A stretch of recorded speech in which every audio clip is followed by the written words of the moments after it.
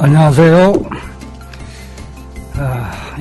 이번 좌담회 진행을 맡은 윤활식입니다. 앞서 다큐멘터리에서도 대략적인 내용을 들으셨겠지만 1974년 10월 24일 당시 동아일보와 동아방송에서는 자유언론 수호를 위한 실천선언이 있었습니다. 그리고 언론인으로서의 정당한 요구를 했다는 이유로 무더기 해고를 당했던 그때로부터 39년이 지났는데도 여전히 현재까지도 문제가 되고 있다는 점이 정말 안타깝기 그지없습니다. 그래서 오늘 이 자리를 통해 당시 자유언론을 열망했던 당시 상황을 통해 오늘의 언론 현실에 대한 얘기를 나눠볼까 합니다. 우선 함께 이 얘기를 나눠주실 우리 동지들을 소개하겠습니다. 성유보 씨부터일까요? 예, 저 동아투이의 막내 성유보입니다. 안녕하세요. 네, 그다음 문영희 씨. 예, 동아투이 문영희입니다. 반갑습니다. 네. 동아투이 박종만입니다. 네, 오늘 이렇게 우리 모였는데 이 엄혹한 시절 참 우리가 겪고 싸웠던 이 얘기를 어떻게 조리웃고 참 알기 쉽게 여러분한테 전달할 수 있을까 하는 이것이 제대로 잘 되기를 진심으로 바라면서 우선 이 얘기 시작을 그러니까 막연하게 시작하기보다는 우선 이 12사라는 것이 74년에 일어난 문제인데 이것을 좀 더 거슬러 올라가 67년 상황 또 그 다음에 이어지는 71년 대통령 선거 이런 그러니까 두 쪽으로 나누어서 그러니까 이 얘기를 이어갈까 생각합니다. 그러니까 우선 먼저 성유보 씨가 그 상황을 시작해 볼까요? 예, 67년에 총선이 있었죠. 그리고 윤보선, 박정희의 대선이 있었습니다. 그랬는데 그때 박정희 씨는 이미 이 대통령을 두 번으로 끝나지 않겠다 이런 생각을 하고 아마 이 정심집권을 꿈꾼 것 같습니다. 그래서 그때부터 언론사에 기관원들이 출입하기 시작했고요. 그리고 68년에 삼성개헌, 국회에서 삼성개헌을 했습니다. 그러면서 그 이후에 이제 이 개헌해서 이 박정희에 한해서는 삼선을 할 수 있다. 그리고 이러한 어떤 개헌은 마지막이다. 이렇게 하면서 국회에서 그걸 통과시켰습니다. 그러면서 이 대통령이 당선 이런 부분에서 71년에 김대중, 박정희 대통령 선거가 있었죠. 그런데 그 과정에서 이 언론을 잡지 않고는 독재가 계속될 수 없다고 생각해서 그 당시에부터 본격적으로 언론 자유 탄압을 시작했던 것입니다. 이미 그러니까 이 박정권의 언론 탄압은 우리 64년 6월에 있었던 소위 방송 앵무새 사건이라는 거 있었죠. 그때에 이미 박정권은 동아일보, 동아방송에 그러니까 탄압을 가하기 시작했습니다. 그러니까 그때 결국은 동아방송의 앵무새 사건이라는 그런 5분 프로를 결국 목표로 칼질을 하기 시작하는데, 그러나 그것은 그 이면을 보면은 결국은 동아방송 뉴스가 그 논조가 그러니까 너무 정부 비판적이고 선동적이고 한 뭐 이런 계기가 우선 탄압의 시초가 아닌가. 막 그때 고재은 씨 방송 뉴스 실장의 실토를 들어보면은 그래서 이것은 그런 앵무새라는 방송 프로그램을 그건 빌미로 삼아서 결국은 동아 뉴스에 그러니까 손을 대기 시작한다. 그러니까 결국은 탄압을 여러분이 알아서 이제 그 논조를 뭐 하는 그런 것이 시작이 아니었던가 생각합니다. 네, 앵무새 사건 상당히 중요한 사건이지요. 근데 이게 사실은 이 모든 독재자가 그렇듯이 박정희는 그 쿠데타에 성공하자마자 이 언론 길들이기 작업에 나섰습니다. 언론 정화라든지 뭐 자율적 규제 또 한국적 언론 자유 뭐 이런 등등 참 온갖 명분을 다 끌어다 붙여가면서 때로는 이 직접적인 물리적인 압력으로 이 굴복을 강요하기도 하고 또 때로는 참 온갖 특혜를 주어서 회유하기도 하면서 언론의 변질을 획책했던 거지요. 그러나 1960년대 중반까지만 하더라도 그 언론이 이 권력의 그 물리적인 힘에 굴복은 할지언정 자발적으로 권력에 협조하는 일은 좀 드물었어요. 따라서 일부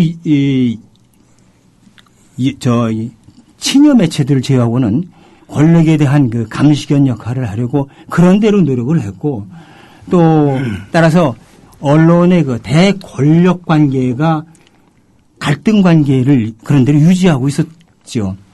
적어도 참 표면적으로는 그렇지 않습니까? 그러다가 1960년대 후반으로 접어들면서 표면적으로는 그 언론 활동이 뭐 그런 대로 자유로운 듯이 보였습니다. 그렇지만은 언론 스스로가 이때부터 언론의 자유보다는 언론의 책임에 대해서 말하기 시작을 하고 그러면서 속으로 골병이 들기 시작을 했습니다. 특히 이 박정희가 장기 집권을 목표로 한 이 삼선 개헌을 앞두고 1960년대 후반부터 이 박정권의 그 철권 통치가 한층 강화됐지 않습니까? 그러면서 그 언론의 대권력 관계가 갈등에서 급격하게 이 굴종 또는 유착 관계로 변질되어 갑니다. 이 무렵부터 이른바 그 기관원이라고 우리가 불렀는데 정보부 요원들이 신문사, 방송사에 아주 공공연하게 무상 출입하면서 제작에 간섭하기 시작을 했어요. 그래서 이른바 그때 협조 요청이라는 말을 하는데 정부기관이 전화 한마디를 합니다. 그러면은 기사가 손두리째 빠져버리기도 하고 또 때로는 기자나 편집관부들이 참 집에 겁을 먹고 알아서 기는 거죠. 자가검열을 통해서 처음부터 기사를 줄이거나 또 이 아예 취재조차 하지 않는 그런 그 무기력한 행태를 보였지요. 이 삼선견을 앞두고서 이 한층 강화된 그 박정권의 그 언론 길들이기의 그 상징적인 사건이 68년에 있었던 그 신동아 피라 사건이라고 할 수 있는데요. 이 신동아 피라 사건이라고 하는 거 뭐 세세하게 다시 말씀드릴 수는 없습니다만은 이거를 통해서 중앙정보부가 동아일보의 굴종을 강요를 하게 됩니다. 이 뒷날 이 사건 신동아 피라 사건하고 관련해서 이 당시 중앙정보부 고위직으로 있던 한 사람이 그 회고한 이야기 참 웃지 못할 이야기가 있어요. 뭐냐면은 중앙정보부도 사실 그때까지만 하더라도 동아일보사가 그렇게 쉽게 무너질 줄은 몰랐다는 거예요. 그런데 처음에는 이 삼선개헌을 앞두고 69년에 있었던 삼선개헌을 앞두고 동아일보사에다 이제 겁을 주기 위해서 한번 찔러나 보자 하고서 칼을 빼들었는데 칼을 찔러보니까 참 뜻밖의 아주 단단할 줄 알았던 동아일보가 썩은 호박이었다는 거예요. 이런 얘기가 있습니다. 어쨌든 이 사건을 거치고 그리고 69년도에 삼성 개헌을 거치면서 한국의 신문들은 참 눈에 띄게 독자들의 눈에도 띌 정도로 급속하게 지면이 변질돼 갔습니다. 그렇게 그 변질돼 간 지면을 보면서 참 그때까지 이 때가 좀 덜 묻고 혈기방장하던 그 젊은 언론인들로서는 그대로 지켜보고 있을 수만 없었던 거죠. 참 부끄럽고 자괴감으로 해서 그래서 나온 게 1971년에 제1차 언론자유 수호선언이었던 거죠. 이어서 문영희 씨, 예. 그러니까 그 지금 박정만 씨 얘기 가운데 더 짚고 넘어가야 할 뭐 사항이 없을까요? 예, 아까 그 앵무새 사건이 이제 1964년에 발생하지 않습니까? 그 당시 아마 필자하고 그 다음에 이제 방송을 담당하는 PD 뭐 해서 4명인가 구속이 됐습니다. 6명. 6명이네요. 바로 그 1964년이 어떤 해냐 그러면 박정희가 신문윤리위원회법이라는 것을 만듭니다. 그 신문윤리위원회법은 뭐냐면 정부가 직접 어떤 언론사에 대해서 기사를 문제로 삼아서 뭐 폐간을 한다든가 그렇게 하기가 곤란하니까 여론도 있고 윤리위원회라는 걸 만듭니다. 민간기구로. 윤리위원회에서 이제 그런 것을 심사를 해서 뭐 정간이라든가 폐간이라든가 이런 조치를 취할 수 있는 법적 근거를 만들겠다고 해서 한 법이 신문윤리위원회법이고 그게 국회를 통과를 했어요. 통과를 했는데 당시는 그래도 이제 박정희가 집권한 지 4년 차 들어가던 해거든요. 61년 5.16이 일어났으니까. 그 당시 그래도 서울에는 동아일보, 조선일보, 경향신문, 대구매일 4개 신문사가 강력 반대를 합니다. 그러면서 이제 그 당시에 만들어진 게 요즘 우리가 알고 있는 기자협회라든가 편집인협회라든가 다 그 해에 만들어집니다. 왜 그러냐. 언론 노동자 또는 중간 간부들이 우리가 조직이 없으니까 힘이 없으니까 결국은 정부가 우리를 이렇게 얕잡아 보는 거다 해서 기자협회도 그해 결성이 되고 편집인협회도 그해 결성이 됩니다. 근데 강력하게 반대를 하고 동아일보와 조선일보는 당시 이제 동아일보에는 청관우 선생이라는 저명한 언론인이 주필로 계시고 조선일보에는 최석채라는 또 훌륭한 언론인이 주필로 있으면서 두 분이 강력하게 반대를 해요. 그 언론윤리법 시행을 반대를 합니다. 그리고 이제 전국 기자대회도 막 열리고 아주 대단했어요. 물론 일부 신문들은 다 굴복을 했지요. 그러나 4개 신문사 특히 대구의 당시 대구매일은 지금은 이제 위상이 완전히 달라졌습니다만은 그 당시 이제 천주교 대구 교구에서 운영하는 신문사거든요. 옛날에는 대구매일 대단했습니다. 이제 그런 신문들이 적극적으로 반대를 하고 기자들이 반대 운동을 일으키고 하니까 박정희가 아주 난감해졌죠. 그래서 나온 게 일부가 이제 수익 꾀를 내는 겁니다. 우리가 어떻게 하면 당신들이 이 법을 철회를 하기는 그럴 테니까 이제 정부하고 꾀를 내요. 이 당시의 언론 발행인들이 유성에서 만납니다. 그래서 대통령을 모시는 거예요. 그래요. 그리고 오면 대통령이 그러면 한 말씀을 해 주십시오. 여러분들이 그렇게 반대를 하니 법은 보류를 하겠다. 이걸 흔히 말하는 유성회담이라고 합니다. 그렇게 해서 이 법은 시행이 안 됐어요. 결국은 이제 현재까지는 없어진 법이 됐는데 그만큼 아까 얘기했듯이 TBS의 그 앵무새 프로를 손을 댈 정도로 박정희는 본격적으로 언론을 장악하려고 했던 건데 그래도 동아조선, 경향, 대구매일 이런 신문사가 좀 살아있어서 당시는 솔직한 얘기로 방송이란 건 아무 뉴스라든가 이런 데 영향력이 전혀 없던 시절입니다. 그렇게 해서 언론 자유를 어느 정도 유지는 했어요. 특히 그 동아일보에 계시는 정관우 선생이나 조선일보 최석채 선생 같은 분은 원체 그 위상이 크기 때문에 박정희 대통령 입장에서도 함부로 다루기가 어려운 그런 인물들이었거든요. 그런 점은 그런 분들이 계시던 그 무렵만 해도 그래도 언론 자유가 있었고 아까도 그 얘기가 나왔습니다. 소위 말해서 지금같이 굴종하지는 않았어요. 물론 그때도 압박은 받지요. 왜냐 5.16이라는 게 누가 했습니까? 군인들이 총 들고 나와서 정권을 뺏어간 거란 말이에요. 그 사람들이 뭐 신문 그 두려워하고 방송 두려워할 사람들이 아니죠. 원래 종자 자체가. 그래서 그들은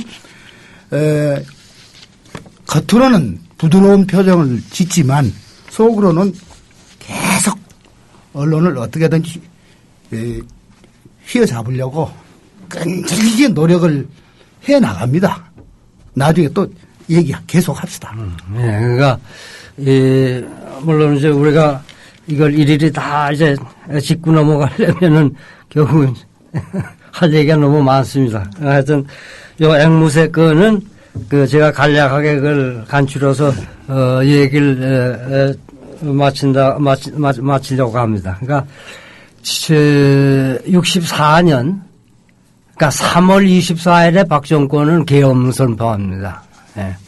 그러고서 곧 이어서 6월 3일 그러니까 6.3 사태 말하자면 그 다음 날인 6월 4일 예고 없이 동아방송의 부장 최창봉, 변성과장 이윤하, 제작과장 조동화 그리고 밑에 뉴스부로 내려가서 고재원 뉴스실장 그리고 이종구 씨를 그다음에 이 원고의 스크립타인 외신부장 이종구 씨 그리고 담당 프로듀서였던 김영효 씨. 그러니까 하루아침에 이 사람들을 다 잡아갑니다. 그러니까 방송이 아주 혼란스러워지는 거죠. 그러니까 그 앵무새, 그러니까 아까도 말씀드렸지만은 이건 앵무새라는 이 시사 프로, 소위 그 당시에 시국을 신랄하게 비판하는 이런 시사 칼럼이라고 그럴까요? 하여튼 방송 칼럼인데, 5분짜리 그런 프로였습니다. 그러니까 그거를 일단 이건 박 정권은 이거를 탄압의 신호탄으로 얘가 동아일보를 손아귀에 넣기 위한 어쨌든 신호탄으로 이렇게 시작이 된 거죠. 그러나 결국은 나중에 다 무죄로 풀려나지만은 얘가 담당 PD 고재원 뉴스실장 또 그 스크립타인 이종구 씨는 64일 동안 감옥 생활을 하고 나머지 간부는 40일 만에 풀려나는 그런 일종의 이 탄압의 신호탄에 있었던 그런 프로였습니다. 그럼 다음에 이어서 우리가 그런 12사 이전의 상황들을 여러 번 말씀을 하셨는데 그 다음에 12사가 있기까지 좀 더 압축적으로 이건 이렇게 필연으로 이런 일이 일어날 수밖에 없었다. 그러니까 이거를 좀 압축해서 얘기를 해 보시죠. 예. 우리가 조금 더 이제 넓게 봐서 이 독재라는 게 뭐냐? 그러면 이 국가가 폭력기관이 돼서 이제 힘으로 국민들을 굴복시키는 거 아니겠어요? 거기에서 언론과 관계에서는 독재와 독재 세력은 사회의 말을 독점하려고 그럽니다. 그리고 국민들한테는 귀도 닫고 말도 하지 못하게.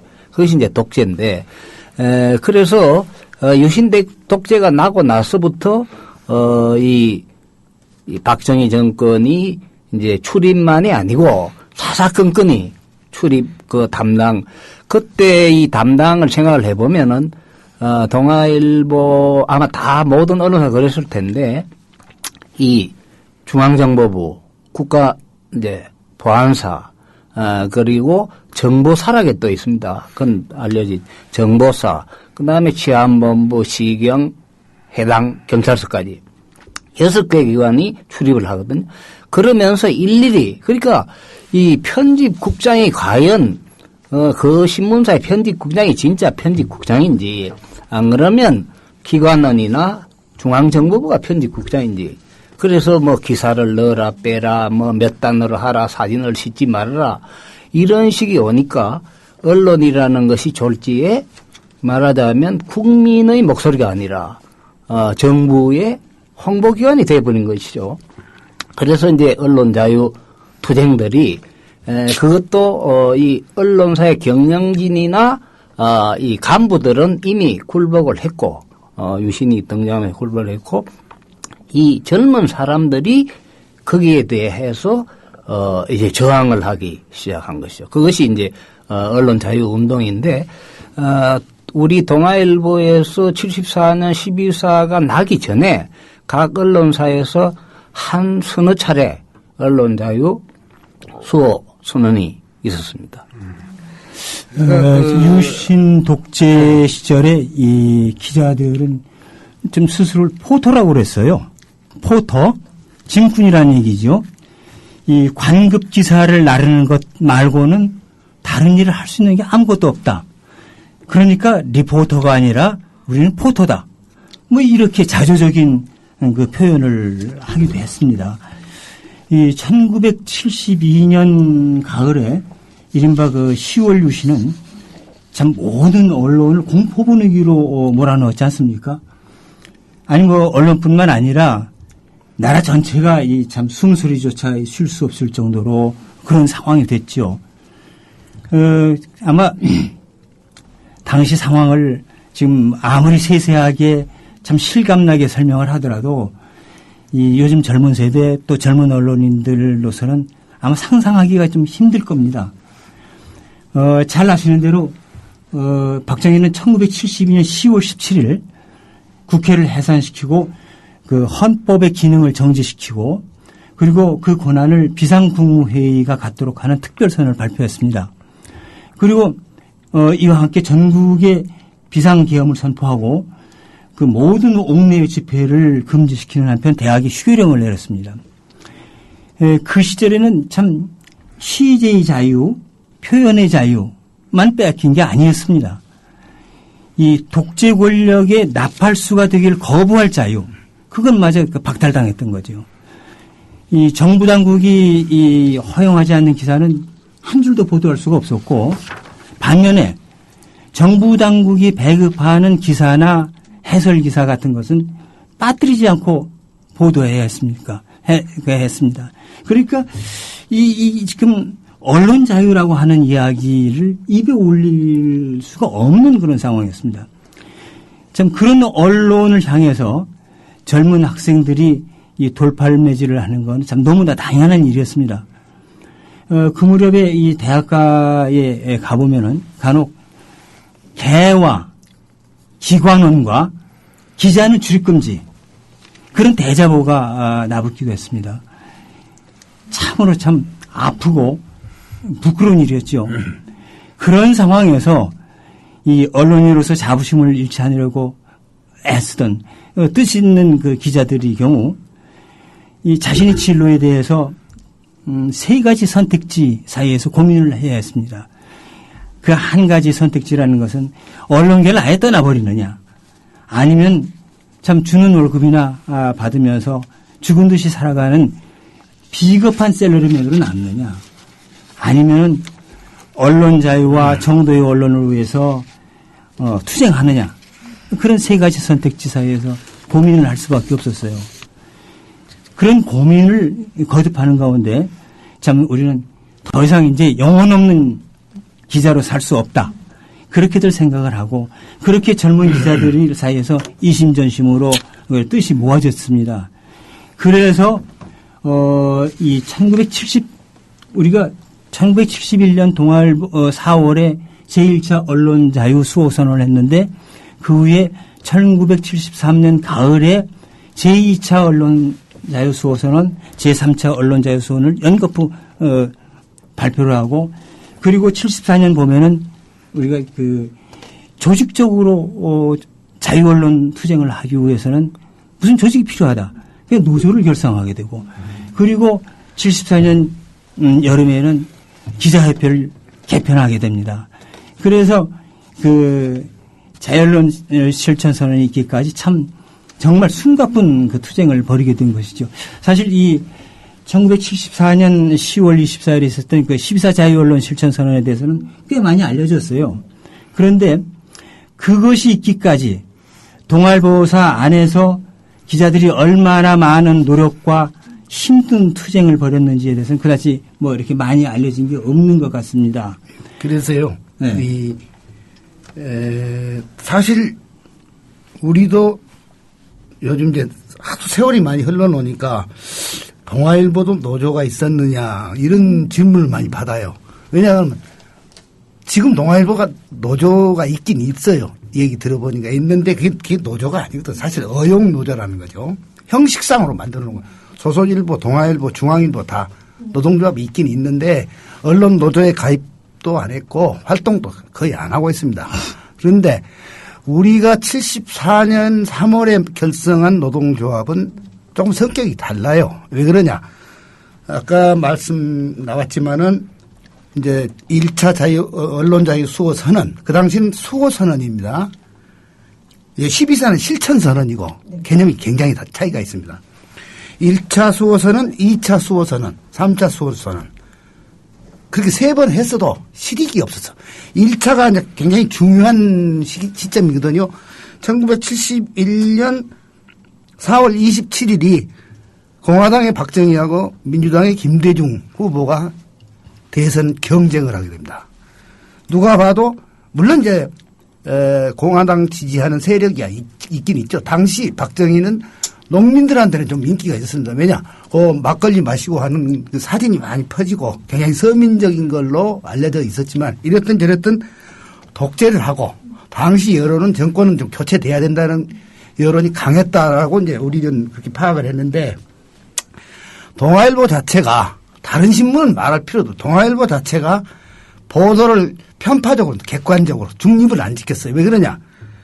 그래서 무슨 얘기냐면 이제 후보가 둘이 아닙니까? 공화당의 박정희 후보가 있고 민주당의 김대중 후보가 있는데 공화당 후보는 현직 대통령이다 보니까 유세를 잘 안 다니고 다녀도 혼자 이제 다니는데 동아일보는 어떤 식으로 보도를 하냐 그러면 오른쪽에 김종필 당의장 사진과 왼쪽 지면에 김대중 후보 그러니까 대통령 후보도 아닌 김종필이라는 사람과 대통령 후보를 같은 크기로 신문을 제작하니까 누가 보더라도 공정성에서 이건 문제가 된다. 그래서 그뿐만 아니죠. 편집뿐만 아니라 기사 자체도 좀 문제가 많고 당시 특히 그 중앙정보부에서 신경 쓴 게 뭐냐. 김대중 후보의 유세장에 사람이 몇 명 모였느냐. 박정희 후보 유세장에 사람이 몇 명 모였느냐. 대단히 그 신경을 쓸 때입니다. 그때가. 그러니까 이 신문 자체가 그것은 거의 거짓말이 너무 많다 보니까 우리 젊은 기자들 입장에서는 이런 신문 만들면 뭐하냐 해서 제1차 자유언론 솔직히 그때 언론 자유 수호선은 그런 표현을 썼죠. 그게 언제 하냐 그러면 4월 15일 날 그 기자들이 서명을 합니다. 그래가지고 이걸 발표를 해요. 그러면 대통령 선거일을 12일 앞두고 이 서명을 해서 이제 발표를 하는 거죠. 그건 솔직히 어떻게 보면 대내용인데 동아일보 기자들이 그걸 발표를 하면 다른 신문사가 다 따라옵니다. 우리도 그렇게 가자. 말은 좋죠. 우리도 그렇게 따라간다. 그런데 이랬던 저랬던 그게 그럼 지면에 반영이 되느냐 안 됩니다. 왜냐 중앙정보부가 편집에 관여를 하기 때문에 동아일보의 간부들 몇몇 사람이 생각이 바뀐다고 해서 지면이 달라지지는 않아요. 그러나 분명하게 일시적으로는 약간 변화가 옵니다. 왜냐 언론자의 수호 운동 그것이 전국 신문 언론으로 퍼져나가고 그러니까 분위기가 그런 쪽이기 때문에 정보부도 약간 좀 관망하는 자세로 가긴 가요. 당시 내가 기억나는 게 하나가 있는데 4월 25일 날인가? 그게 이제 그러니까 하여튼 김대중 후보와 박정희 후보가 장춘단에서 유세 경쟁을 하게 됩니다. 김대중 후보가 한 2, 3일 전에 했어요. 그 당시 동아일보는 공정보도 한다고 그래가지고 기자를 외근 기자, 특히 젊은 기자들 총 동원해가지고 여소에 길목에다가 이제 배치해 놓고 사람 숫자를 셌어요. 과연 몇 명이나 모여드느냐. 그런데 아주 이제 그 청중 숫자를 정부부터 신경을 쓰고 또 어떻게 보면 또 공정해야 되고 그러니까 진짜 한번 해보자. 왜냐하면 그 다음 바로 이어서 하루 이틀 뒤에 박정희 후보의 유세가 있으니까 우리도 그건 공정한 보도를 해야 된다 해서 해보니까 거의 한 100여만이 나오는 걸로 나오는데 그 당시 그렇게 못 썼어요. 동아일보 뭐라고 구름처럼 모여든 인파 이랬단 말이에요. 그거 가지고 사람을 너무 불려놨다고 정부부에서 굉장히 항의하고 지랄하고 하여튼 시끄러웠어요. 그 다음에 동아일보는 어떤 입장이냐면 박정희도 이제 그 자리에서 유세를 했는데 이틀 뒤인가 그때 또 뭐라고 또 구름 같은 인파 이렇게 썼거든요. 숫자는 딴 데는 100만 인파 막 이렇게 썼어요. 김대중 후보의 유세는 10만 내지 20만 최고로 많이 쓴 게 아마 어떤 신문에서 20만이라고 했는데 박정희는 100만이 모였다는 거죠. 그러면 유세장에 모인 청중 숫자만 가지고도 이 선거는 박정희가 이긴 걸로 돼버리는 거죠. 그 선거에서 결국은 김대중 후보가 96만 표 차로 졌는데 이미 요즘도 뭐 기업 대통령 선거가 항상 그 개판이지만은 그 당시도 사실은 다 만들어져 있어요. 중앙정보부가 유세 개표장, 투표장을 다 장악을 하고 그때도 이미 했습니다.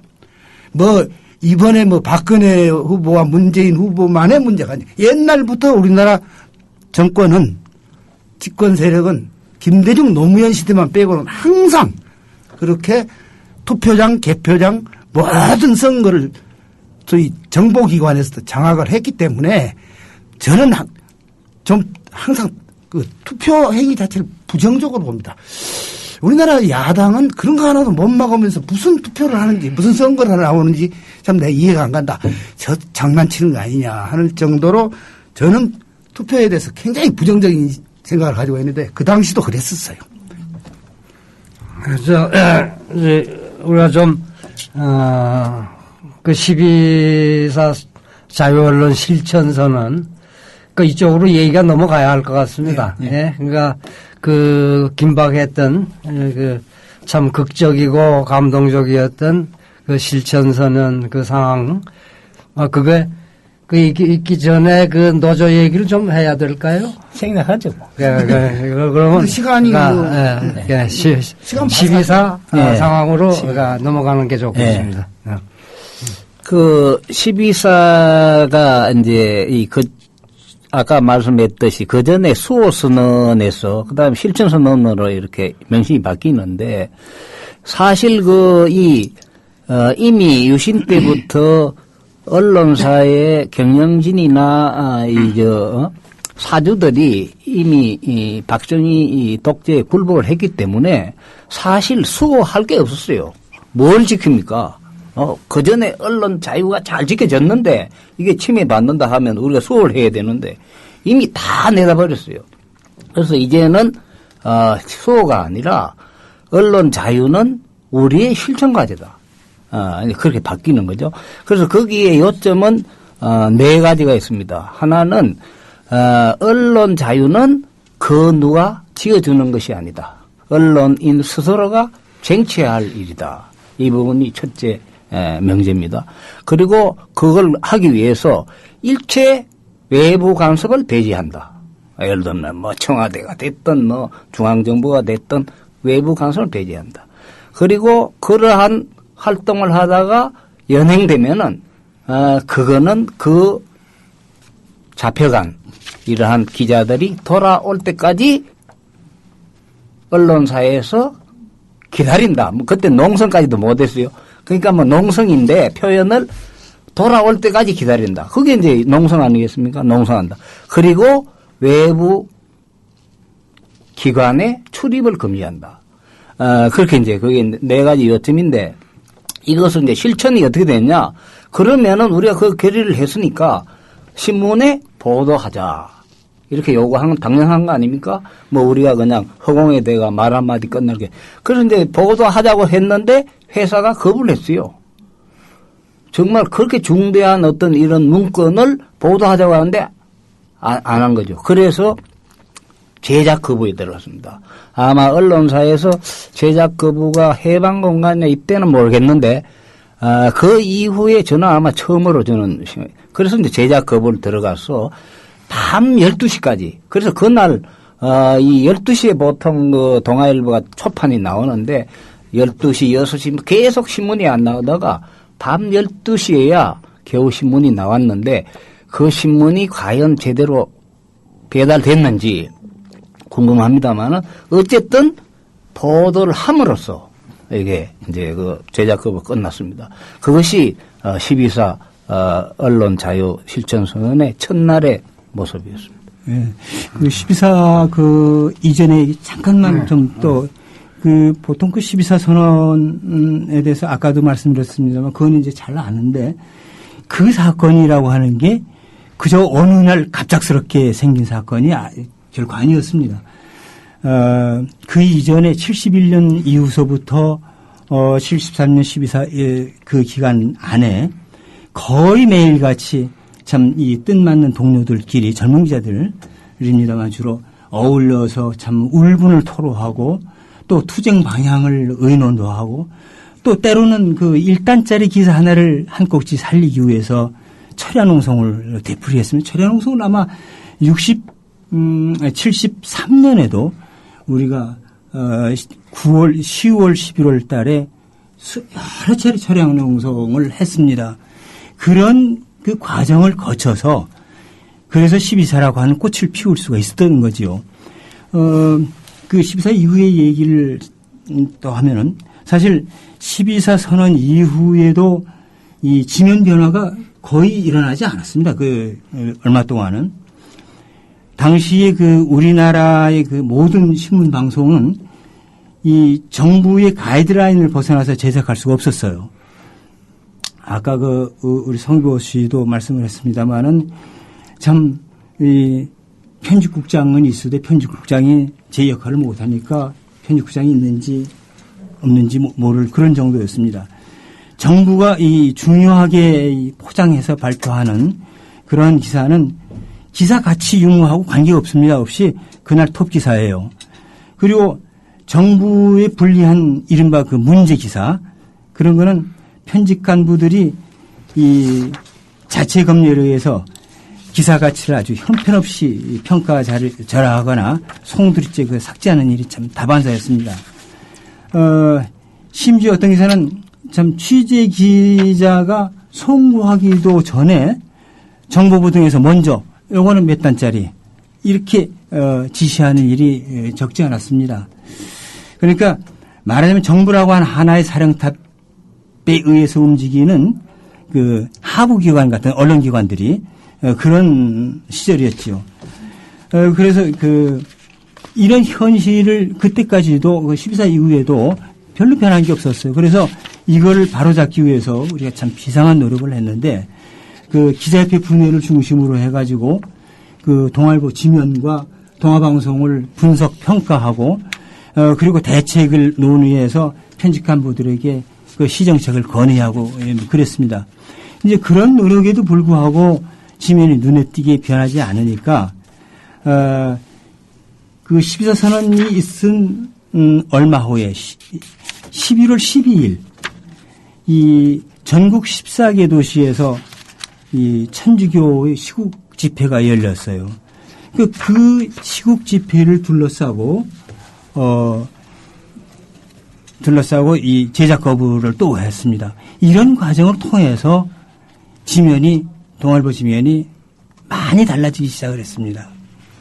그러니까 그 12.4 실천 선언 이후에 무슨 성과가 있었다면 있었다고 얘기할 수 있는 건가요? 그렇죠. 그렇죠. 그러니까 이제 이 당시에 그 장윤환 선배가 이제 동아일보 분회장 기자협회 동아일보 분회장인데 그분이 이제 소위 12.4 이후에 자유언론 운동을 주도를 하십니다. 그런데 그 당시에 뭐가 만들어졌냐면 자유언론 실천특별위원회라는 게 있습니다. 이게 뭐냐 하면은 각 부에서 편집국 또 방송 뉴스부까지를 포함해서 한 부에서 아마 2명씩인가요? 대표를 뽑아가지고 매일 회의를 하는데 어디냐. 그 당시 뭐 동아일보가 겉으로는 자유언론 운동한 것을 지지를 하지만은 실제로 회사 내부에서는 협조를 잘 안 했어요. 회의실이 있음에도 불구하고 저희들한테 그걸 빌려주지도 않고 회의실은. 그러니까 할 수 없이 조사부에 모여요. 6시부터 이제 모여들기 시작해요. 외근들 많이 하니까 6시 이후부터 이제 모여가지고 그건 뭐 20여 명 금방 모이죠. 와서 이제 토론을 합니다. 왜냐하면 당시 동아일보는 석간신문이고 뉴스는 이제 뭐 4시간 나가지만은 석간신문이니까 신문을 보고 각 부에서 다 알잖아요. 오늘 우리 부는 어떤 기사가 중요하고 이걸 다 아니까 우리는 굉장히 중요하다고 보는데 오늘 신문에는 이렇게 반영이 됐다. 물론 잘한 거야 우리가 뭐 격려를 해야 되겠지만은 잘못됐다고 생각한 것은 그 토론을 해서 매일 알림이라는 유인물을 만들었어요. 그래가지고 다음 날 데스크들한테 처음 나눠줍니다. 그러면 이제 우리는 후배 아닙니까? 부장이 볼 때는, 부서장이 볼 때는 후배들이 자기들을 소위 평가를 한단 말이에요. 심판하는 거죠. 굉장히 섭섭할 거 아닙니까? 그러니까 이런저런 얘기들이 많이 나와요. 그 이제 실천 특위 때문에 못 해먹었다. 부장 못 해먹었다. 왜냐? 간섭한다 이거지. 그러니까 자기들이 볼 때는 정보부 아닌 또 다른 또 권력기관이 있다고 생각한 거예요. 비의식이 굉장히 심했습니다. 그러나 그것 때문에 오히려 내가 잘못했구나. 압력이 좀 들어오더라도 내가 좀 버텨야지. 젊은 애들은 저렇게 고생하는데 하는 약간의 반성도 있었다. 그러면서 서서히 이 데스크들하고 이제 같이 식사 저녁 해보면 너희들이 그렇게 지적을 해주니까 나도 용기가 생기고 부서장들 분위기가 조금씩 바뀌고 있다. 열심히 좀 해라. 그런 진짜 격려도 받고 그랬었어요. 그래서 서서히 같이 금방 바뀔 수가 없는 게 당시 언론인들의 기본 입장입니다. 왜냐? 원체 넘어가던 시절이라 자칫했다는 또 그러한 정보가 밖으로 새나가요. 누구누구가 쉽게 말하면 반정부 너무 앞장선다. 왜냐하면 당시에는 이런 말까지 있었거든요.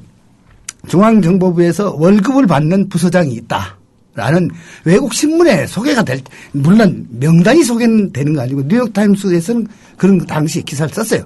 한국의 언론사 간부들은 중앙정보부로부터 월급을 받고 있다. 이런 말까지 나왔어요. 그러니까 동아일보 내부라고 해서 그런 사람이 없었다고는 생각하지 않습니다. 저희들도 의심 가는 사람도 좀 있었고 그러니까 내부에서도 참 입조심을 하지 않으면 신상에 좋지 않다. 이런 생각들, 위기의식 같은 걸 가지고 있었기 때문에 똘똘 뭉치지 않으면, 단결하지 않으면은 저런 운동 자체가 불가능한 겁니다. 그래서, 나는 그 부서장들이 좀 협조를 했다고. 그래서 서서히 좋은 방향으로 변해갔다. 그런 평가를 당시에도 했고 지금도 하고 있습니다. 저 하나 거기 보태고 싶은 것은 소위 편집 간부들, 또 방송은 뭐 편성 간부들 있겠지만은 그 편집 간부들이 그 권력의 권력적으로 참 이렇게 한 거는 언제부터라고 생각합니까? 편집 간부들이요. 뭐 언제라고 딱 얘기할 수는 없고 이 한국 사회가 이 이승만 때부터 상당히 그 부패 구조 위에 올라서 있었는데, 본격적으로 그렇게 한 거는 아마도 이제 제도적으로까지 한 거는 중앙정보부가, 언론을 이제 완전히 수혜에 거느리려고 뭐 그냥 사람만 쓰겠습니까? 돈과 뭐 뇌물과 이런 걸 해서, 저는 아마 그것이 본격적으로 진행된 것은 60년대 후반부터다. 일단 그렇게 봅니다. 그저 이 방송국 사정을 조금 이제 말하자면은 그때 가령 뭐 아까 얘기한 앵무새 사건도 있긴 있었지만은 그때의 그 간부들의 반응이라는 게 우리가 이 방송이라는 거 재밌게 만들자는 얘기지 무슨 뭐 혁명을 하고자 하는 거냐 이렇게 해서 어쨌든 그 권력에 조금씩 이렇게 굴복하기 시작했다 하는 그런 얘기를 할 수 있겠어요. 근데 어쨌든 방송은 뭐 여러 가지로 그 제약이 많습니다.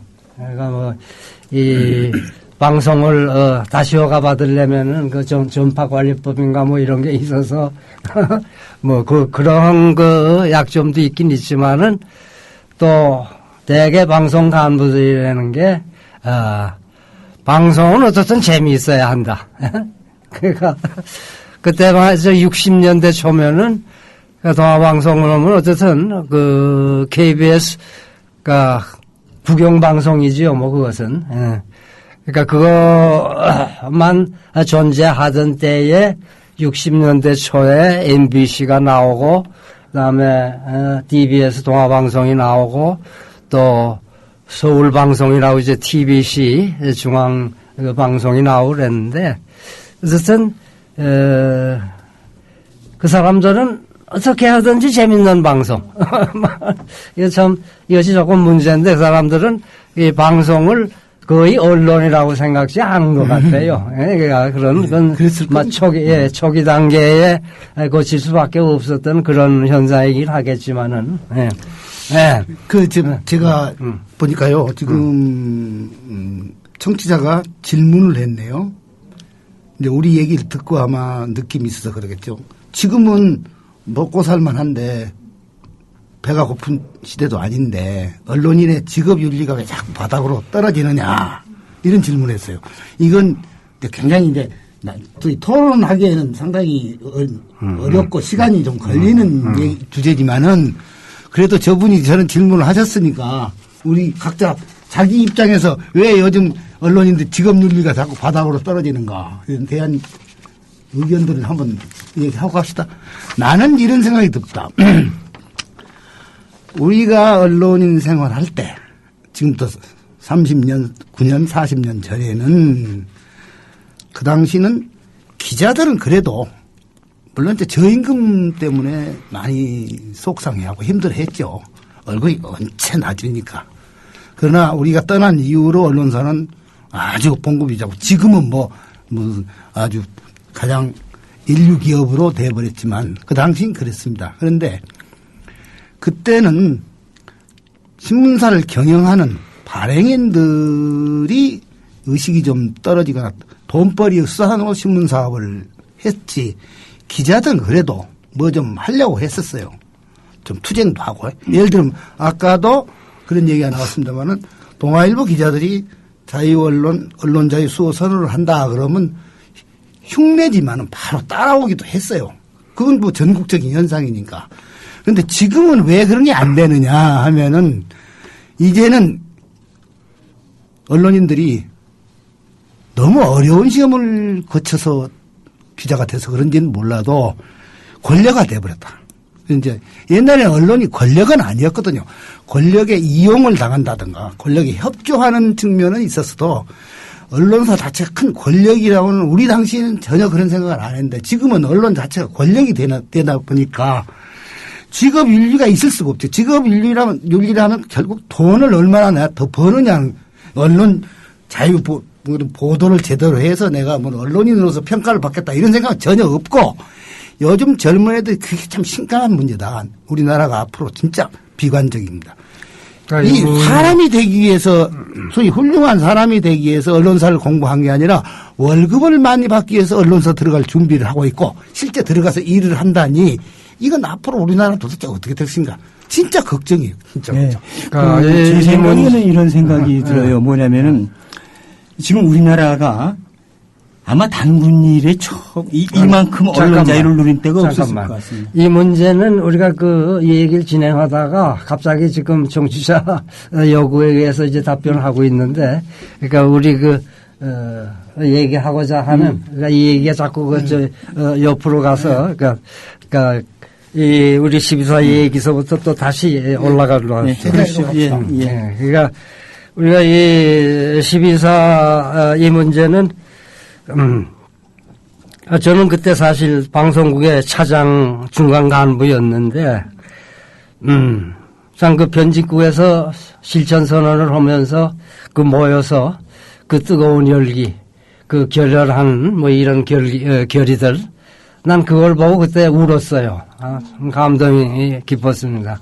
그러니까 이런, 그것이 참 우리가 그래도 이 투쟁에 참여한 모든 사람들이 다 흐트러지지 않고 끝까지 싸운 이제 그런 계획인데, 그것은 이 12사 이 실천선언이 과연 우리 내부 결석이고 결의도 결의지만은 이게 타 신문사에 미친 영향은 어느 정도였다고 생각하십니까? 그 12사 선언이 있자마자 이 전국 신문 방송으로 다 이 선언이 참 유행처럼 번져나갔습니다. 그러나 실제로 그 실천에 옮겨진 것은 거의 없습니다. 다른 신문사의 경우. 동아일보사의 경우 우리가 그 아까도 말씀드렸습니다만은 동아일보사의 경우도 처음에는 지면의 변화가 그렇게 나타나지 않았어요, 별로.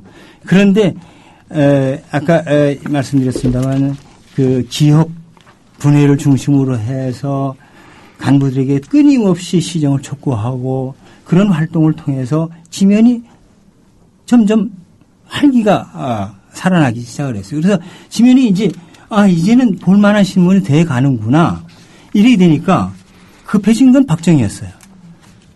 이 신문 이대로 둬가지고는 앞으로 도저히 이 정권 유지할 수가 없다.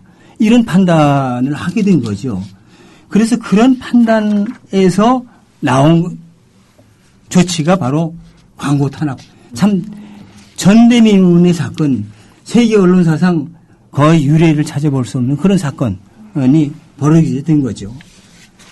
네, 이제 광고 탄압으로 결국은 넘어갈 수밖에 없습니다. 그러니까 이 광고 탄압에 결국 12사 자유언론 실천선언이 우리가 강력히 경영진에게 밀어붙이고 이런 걸로 해서 그 다음에 정권이 우리에게 칼을 대기 시작한 것은 광고 탄압입니다. 그러니까 이 광고 탄압이야말로 참 악랄한, 그러니까 동아 너희들은 다 굶어 죽이고 말겠다 하는 이런 최후 통첩이나 마찬가지인데, 이것은 참 저는 그 당시 참 제 솔직한 느낌은 이것이야말로 참 그 모든 언론인 이거 다 굶어 죽이고 어쨌든 다 이렇게 전 받아들이고 참 정말 분노했습니다. 이 광고 탄압 참 이것을 또 우리가 차례로 얘기를 해보시죠. 예, 제가 이때 기억나는 것은, 이제 광고 탄압 이전에 다른 신문사들이, 그야말로 이제 동아일보나 동아방송처럼, 언론 자유 선언하고 실천은 별로 안 했지만, 어떤 영향을 줬냐 하면은, 예를 들면 동아일보에서 데모 기사가 났는데, 다른 데서는 없단 말이죠. 정보기관의 압력에 의해서. 그러면, 우리는 신문을 어떻게 팔아먹냐. 이렇게 되는 거죠.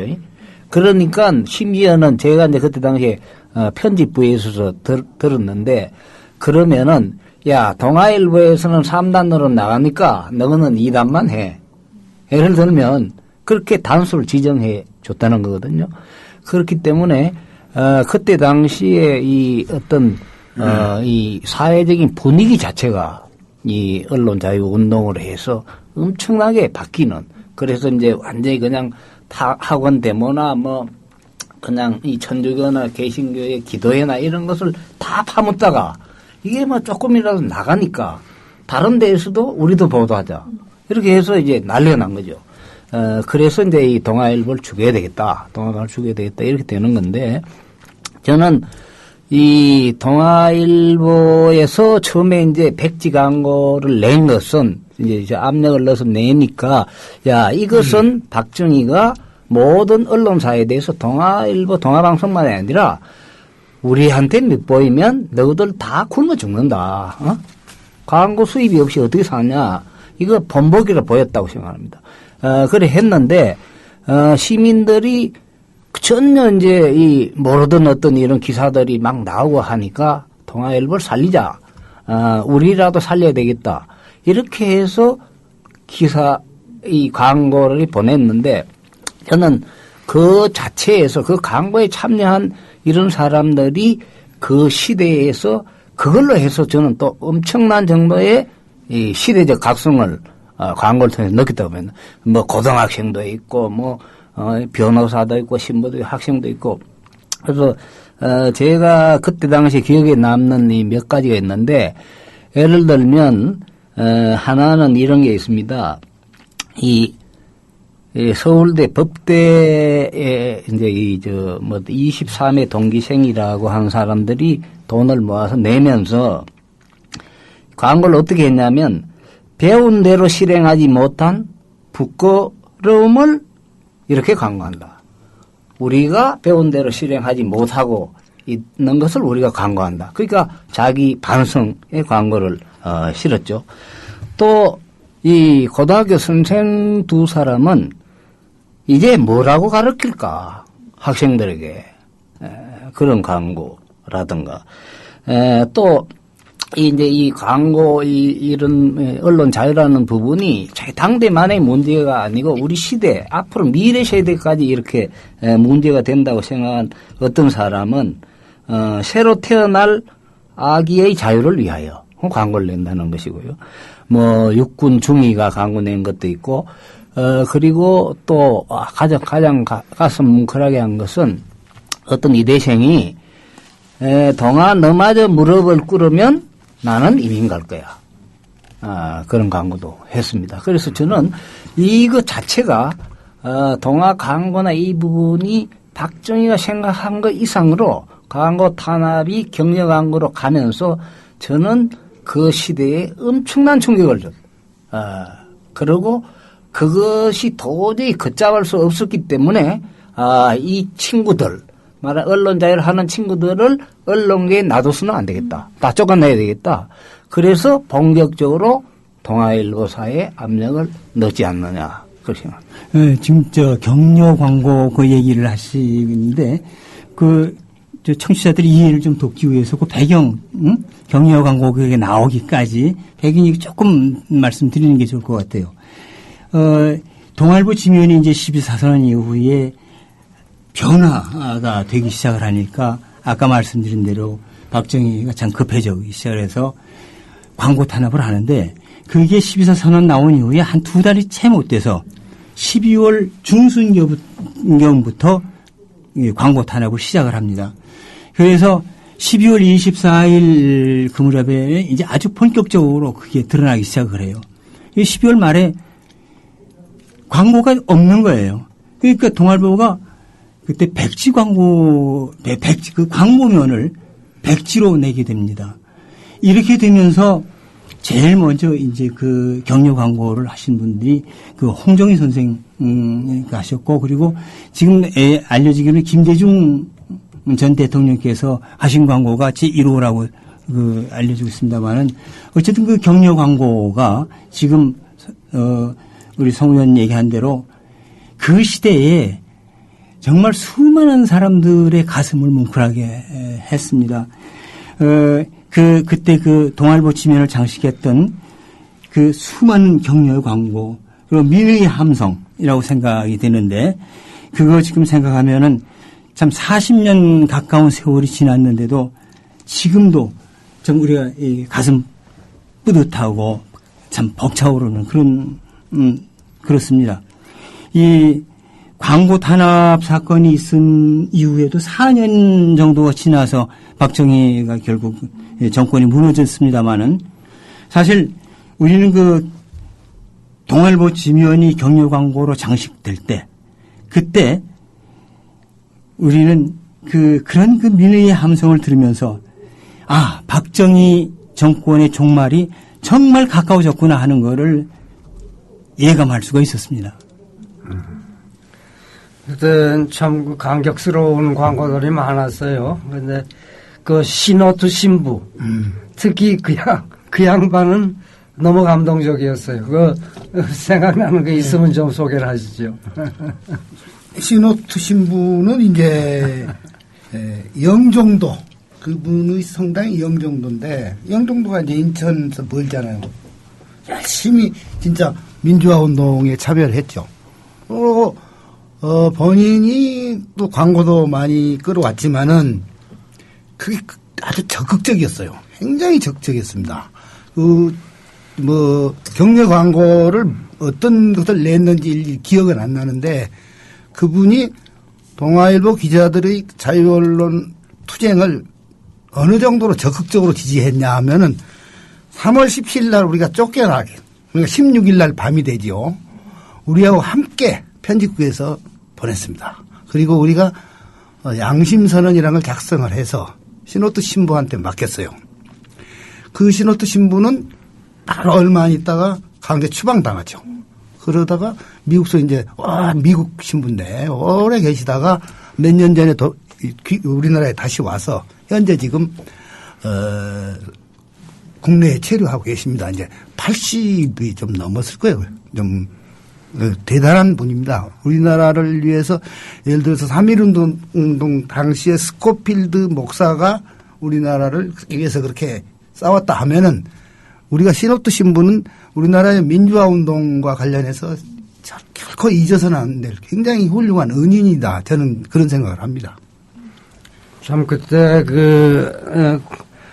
광고 백진환을 메워준 각계각층의 이 사람들을 생각하면은 참 너무도 감격적이고 그분들은 그야말로 동아가 우리가 주머니를 털어내놓은 이 돈으로 하여튼 제발 신문을 계속 내달라 하는 그런 간절한 염원이었을 겁니다. 그러나 그 염원이 결국은 서서히 무너져 갈 수밖에 없었던 건데 그가 이 경영진이 결국은 이 정권에 굴복하기 시작한 이것이 결국은 언제부터 그러한 양상을 보이기 시작했는지 그러니까 그건 이제 이렇게 봐야 될 겁니다. 국내에서는 솔직한 얘기로 알 수가 없죠. 왜 알 수가 없냐 그러면 항상 그것은 소위 비밀리에 진행이 되는 거니까 동아일보의 김상만 씨가 중앙정보부 누구를 만났다 하더라도 우리는 알 수가 없어요.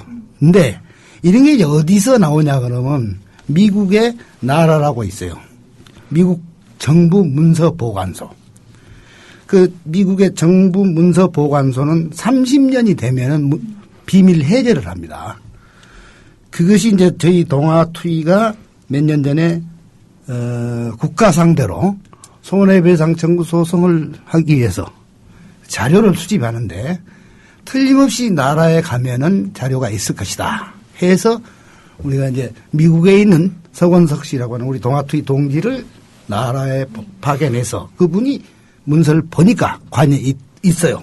거기에 이제 그건 누가 한 거냐 그러면 주한 미국 대사관 또는 CIA 우리 국내에도 미국 CIA 사무실이 있는 것 같아요. 난 잘 모르지만은 이런 관련 정보기관에서 미 국무성에 보고한 자료들입니다. 이게 거기에 보면은 75년 그러니까 2월 또는 그 얼마 전부터 은밀하게 정부 측과 주로 중앙정보부 측과 동아일보가 접촉을 합니다. 그리고 중간에 또 서 있는 사람도 있고 일일이 그 명단을 공개할 수는 없겠지만은 그런 정보 보고가 이미 국무성에 들어가 있고 미국 정부가 엄청나게 관심을 가지고 있어요. 그건 왜 그럴까 생각해 보면 미국 정부는 일단 박정희는 싫어했어요. 왜냐? 경제 건설도 해주고 다 좋은데 미국이 가장 내세우는 게 뭐냐면 일단 민주주의를 하라는 건데 박정희 민주주의를 안 한단 말이에요. 그러니까 미국 눈에 가시죠, 박정희가. 그러니까 정보 보고를 다 일일이 다 받고 있었어요. 우리는 전혀 모르는 내용을 미국 사람들은 다 알고 있었던 거예요. 미국 정부 당국자들은. 거기 보면은 김상만 씨가 김종필 씨하고 어떻게 무슨 대화를 하고 다 나옵니다. 그러니까 김상만 씨가 겉으로는 투쟁을 하고 투사인 척 하지만 사실 이면에서는 절대 정부한테 이미 무릎을 꿇었어요. 그게 내가 봐서는 이제 주주총회를 통해서 이동욱을 다시 그 롤백 시키고 하는 과정에 벌써 김상만 씨는 무릎을 꿇었다. 저는 그렇게 평가를 합니다.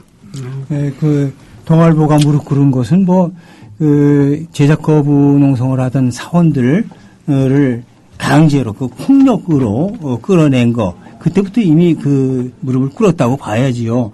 그리고 처음에 이른바 기구 축소 해임이라고 하는 명분으로 해임을 시키고 그 다음에 잇따라서 뭐 무더기로 그 해고를 시키는데 이때 이미 무릎을 꿇은 건데 그 이후에 7월 그해 75년 7월에 광고가 재개됩니다. 동아일보. 그 광고 재개되는 과정에서 김상만 당시 사장과 중앙정보부의 그 양모라고 하는 차장하고 담판을 하면서 완전히 백기를 들게 됩니다. 그런 과정을 거치게 되는 거죠. 뭐 클로징 그러면은 우리가 잠깐 여기서 이 노래를 듣기로 하겠습니다.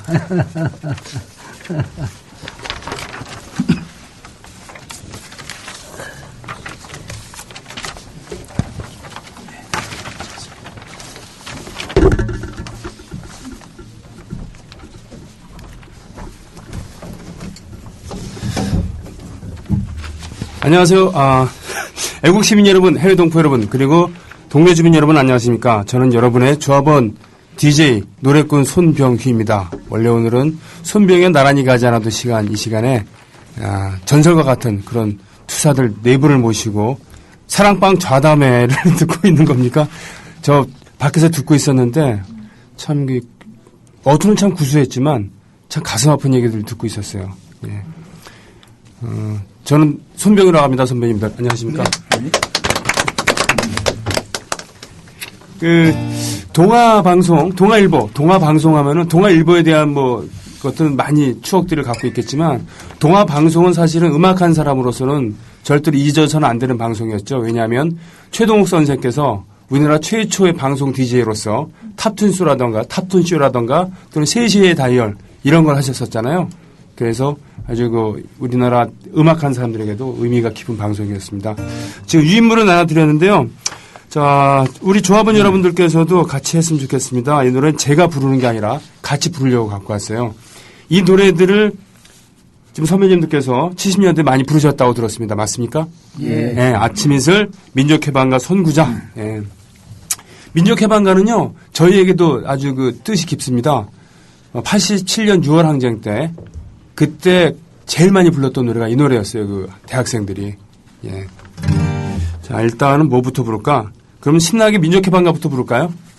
네. 기억하시죠? 예. 예. 자, 팔뚝질하면서 불러야 되는 건데. 빠까 높이가 이렇습니다.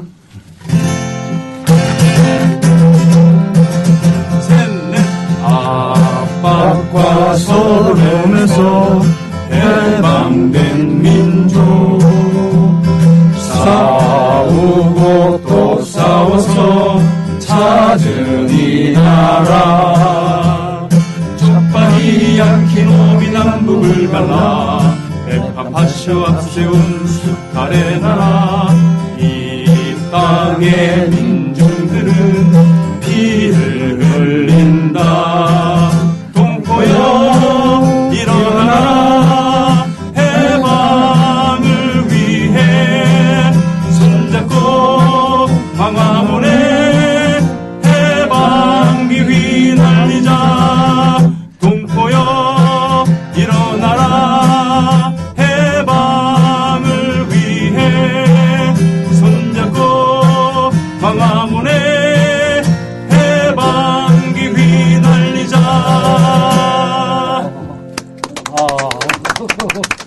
오래간만에 하려니까 어렵네요. 이게 저희 우리 75년 3월에 네네. 동아일보사 안에서 그 단식 농성을 할 적에 부르던 말하자면 주제가입니다. 그런데 가사가 조금 전에하고 조금 달라 것 같아요. 예, 예. 좀 생소한. 맞습니다. 왜냐하면 이게 원래 김성태라는 작곡가, 예, 이분께서 만드신 건데 이게 이제 해방됐을 때 해방의 감격을 나타내서 곡을 쓰고 가사 쓴 건데 이걸 좀 나중에 후세가 바꿔갖고 민주운동 할 때 80년대 사람들이 이렇게 그 가사 바꾼 거죠. 예. 아마 그랬을 겁니다. 원 가사를 안 갖고, 죄송합니다. 자, 다음엔 선구자. 예, 이 노래 참, 시위할 때 이 노래 예전 선배들은 많이 부르셨어요. 좀 낮춰갖고 할게요. 일송정. 이 정도면 됐습니까? 음도피? 네. 자, 그럼, 목 푸셨으니까 이제 좀 더. 하나, 둘. 일송정. 소를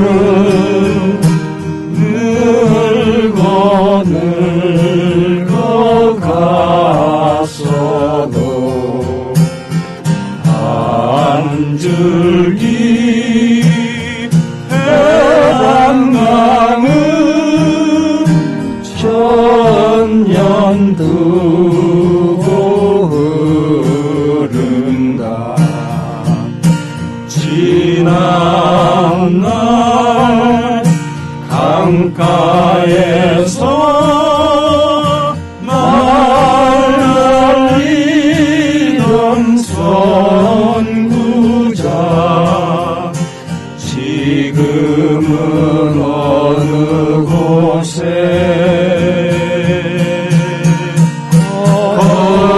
거친 꿈이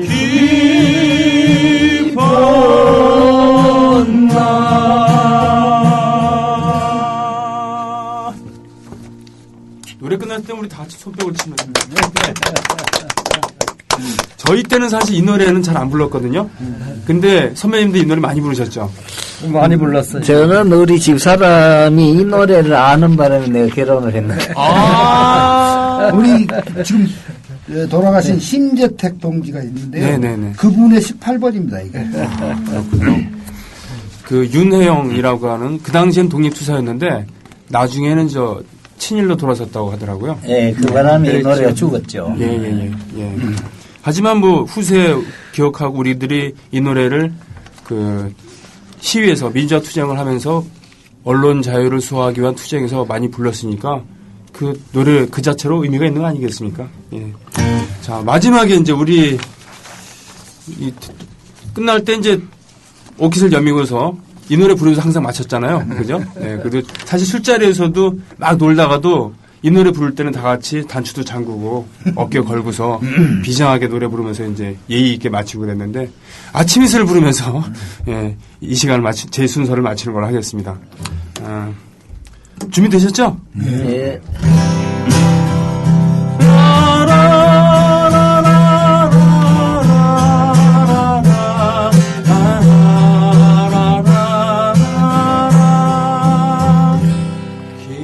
남지 세우고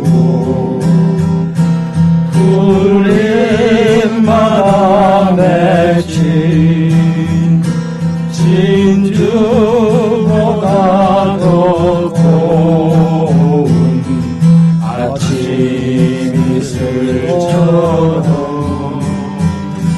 내 맘의 소름이 아라리 맺힐 때 아침 동산에 올라 작은 미소를 내온다. 태양은 지 위에 붉게 떠오르고 한날에 지는 너희는 나의 시련일지라 나 이제 한없이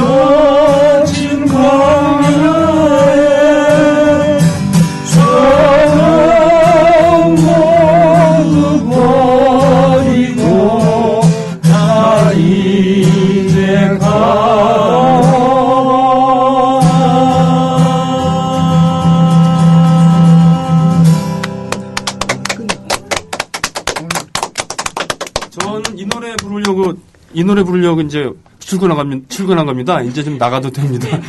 그럼 방송 마무리 잘 듣겠습니다. 고맙습니다. 감사합니다. 수고하셨습니다.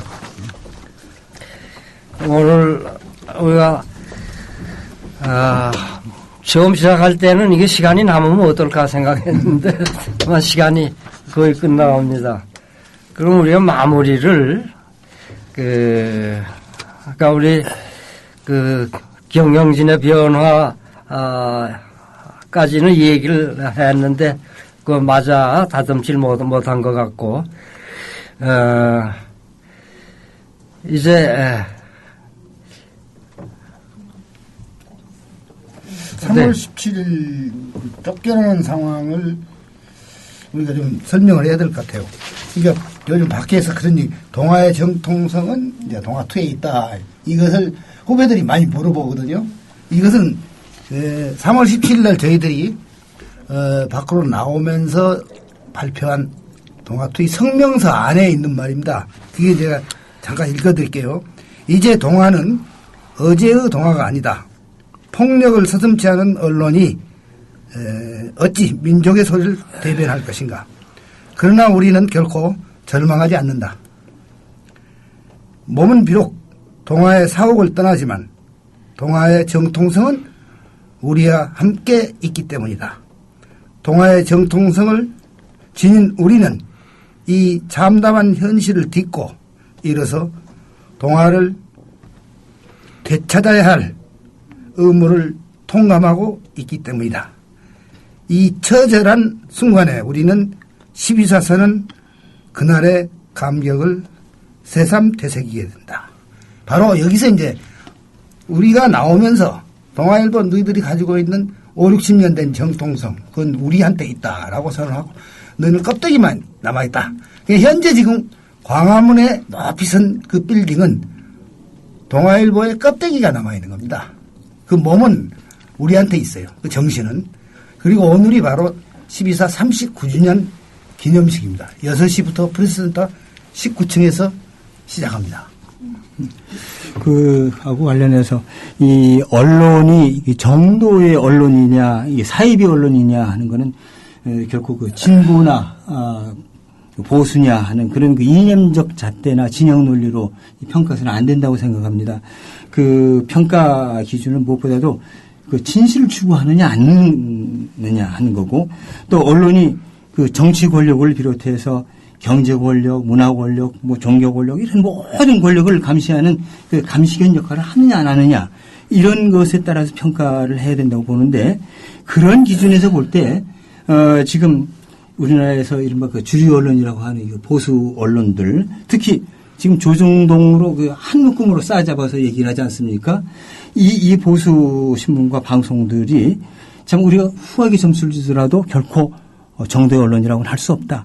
이게 지금 말하자면은 언제부턴가 왜곡과 일탈을 일삼는 진실 추구하는 뒷전으로 하고 왜곡과 일탈을 일삼는 이런 언론이 진짜 언론이라고 할 수 없다. 이게 사이비 언론이다.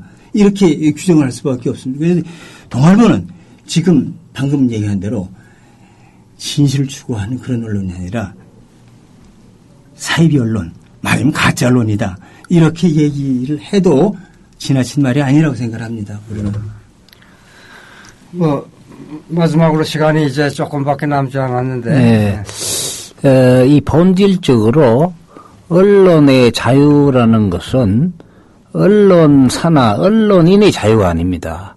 국민이 알 권리, 국민이 말할 권리, 이것이 언론 자유의 핵심인데 이러한 관점에서 저는 박정희 시대, 전두환 시대만이 아니라 현 시대도 그런 관점에서 진정한 언론이 과연 있느냐 하는 점에 대해서 우리 모두가 한번 되돌아봐야 될 때가 아닌가 그렇게 생각합니다. 짧게 한 말씀 하시죠. 예. 요즘 후배들 고생들 하는 후배도 있지만은 아까도 제가 얘기했습니다만 언론인답지 않은 언론인들이 자꾸 활개를 치고 다니는 현실을 볼 때 내가 살아서 옛날 우리가 누리던 그런 언론, 자유 언론 그 시대를 다시 볼 수 있을 것인가 참 암담하고 답답할 따름입니다. 분투 격려해 줘야 되는데 정말 괴롭습니다. 이 아마추어들을 모아놓고 얘기를 하게 한 우선 방송국에 감사합니다. 그러나 하여튼 미흡해서 듣는 여러 청취자들에게 죄송하다고 얘기하고 싶습니다. 그리고 시간 내주신 국민TV 여러분 감사합니다. 네, 감사합니다.